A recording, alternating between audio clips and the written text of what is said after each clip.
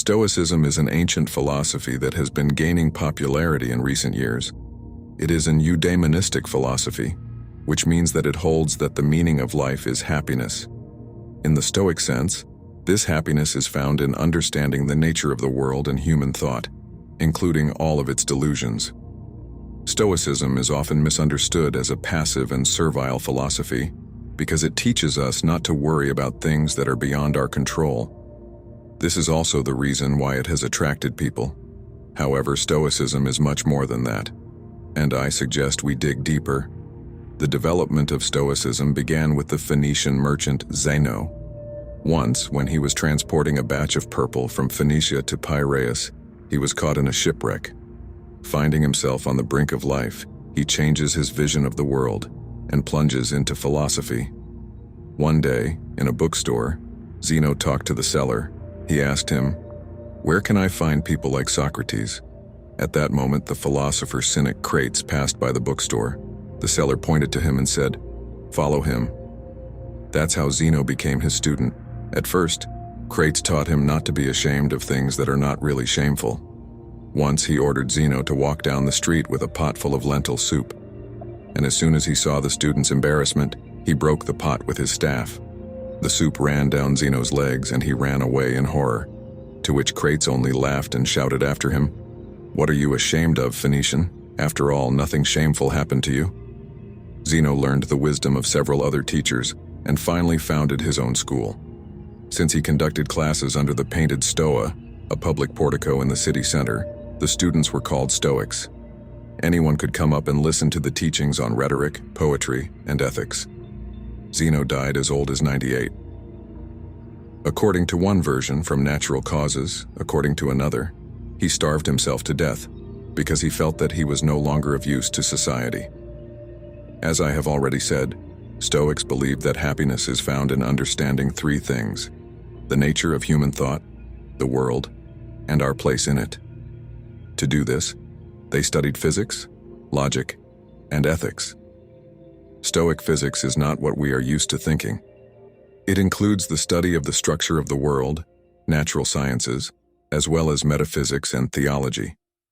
Stoic logic is the same as modern logic, that is, the science of the forms and laws of correct thinking. This also includes the study of epistemology, rhetoric, and even psychology. Ethics were studied to develop the right personality through spiritual exercises. Metaphorically, this was once expressed by Chrysippus. Imagine Stoicism as a garden. Ethics are the fruits that have grown in this garden. For a rich harvest, the soil is fertilized with physics, and to prevent pests from entering the garden, logic helps.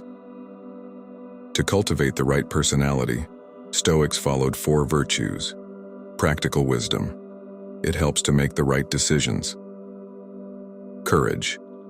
It manifests itself as courage in actions, for example in battle, as well as in psychological endurance, for example without fear to look the facts in the eye.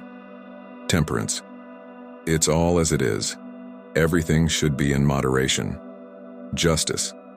Stoics should treat other people with dignity and fairness. Stoics also develop themselves by following 3 disciplines. Discipline of desire.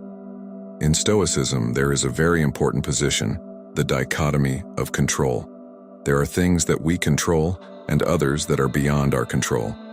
You choose your diet to be healthy, but you cannot control your body. Therefore, you should not worry about the fact that, for example, you fell ill with some ailment, and Stoics are obliged to distinguish between these things. But without knowledge of physics, this is impossible.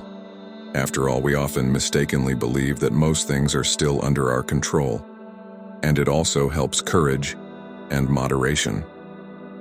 Discipline of action. The second discipline regulates our behavior, and as you can easily guess, justice and knowledge of ethics are needed here. Discipline of consent. The last discipline is about how to react to events around. The Stoic analyzes the first impressions of what he sees and hears, and then decides whether to agree with them or not. It is based on the study of logic and requires wisdom. As you can see, Stoics considered it important to work on their personalities and to constantly cultivate wisdom, courage, justice, and moderation in themselves, they performed spiritual exercises that can also be applied in life. Analyze impressions, Epictetus advises. So, try to say to every unpleasant fantasy, "You are just a mental representation and not at all what you seem to be." Then examine it and test it according to the rules you have. Ask yourself if this vision belongs to that which is in our power or to that which is outside it. And if it belongs to that which is outside our power, then let the following judgment be at your hand. This does not concern me. Here's where stereotypes come out. This advice is often interpreted as servile, but this is fundamentally wrong. The Stoics have a concept, adiaphora, indifferent, not preferable, and preferable. Indifferent is that which we cannot control. However, it is divided into preferable and non-preferable. Epictetus explains this through a comparison of Socrates' life with a game of ball. Socrates played like a ball. And what is this ball in the middle? It is to live, to be chained, to be banished, to drink poison, to lose your wife, to leave your children orphans. That's what was in the middle, what he played with, but played nonetheless, and played the ball harmoniously. So in us too, the care should be the most skillful game of ball and indifference as for the ball. In general, during a football game, everyone's attention is on the ball. However, it is a thing of indifference. That is, it does not matter to us what it is made of, what color or size it is. It is not as valuable as the footballers play. It's just what they control. And no one, even the most expensive player in the world, knows how he will handle the ball in a given situation. The main thing on the field is to show what you are capable of. Let's return to Socrates. He was given a football field, life itself, the time in which he was born, the city and surroundings. His opponents are events that test his ability to handle the ball. He could either skillfully avoid them or play dirty with them. One such opponent was an accusation of blasphemy based on the envy of his rivals. And even though in court he argued his case well, he was sentenced to death. Friends offered to bribe the guards, but he refused. Socrates could not reconcile himself to betraying himself. His virtues. The main thing for him is to maintain honor. Stoics are important to follow all four virtues. Here they are radical. For Socrates, it was better to endure the verdict of the court than, being ashamed of himself, to gain some freedom. So what servile advice are we talking about if the main thing for the Stoics is to follow the virtues? After all, the Stoics were active people. Pausanias Agrippa, Marcus Aurelius, Lucius Seneca, and so on. Stoics practiced an exercise called premeditatio malorum, predestination of bad. The point is to imagine some chaos and then think about how to deal with it. Philosophers considered it important to be psychologically prepared for anything. For example, Seneca, going on a trip, imagined how the captain fell ill, pirates attacked, or a storm hit. It is clear that if the Kraken had swallowed the ship, then Seneca would have already been powerless, but not discouraged. Stoicism teaches that the universe has no favorites, and the tragedy of your neighbor is no different from your misfortune. Perceive other people's troubles in the same way as your own. Place them in a universal human context. It's easier to take blows like that. Sometimes I think about the relationship between the size of a person and various cosmic objects.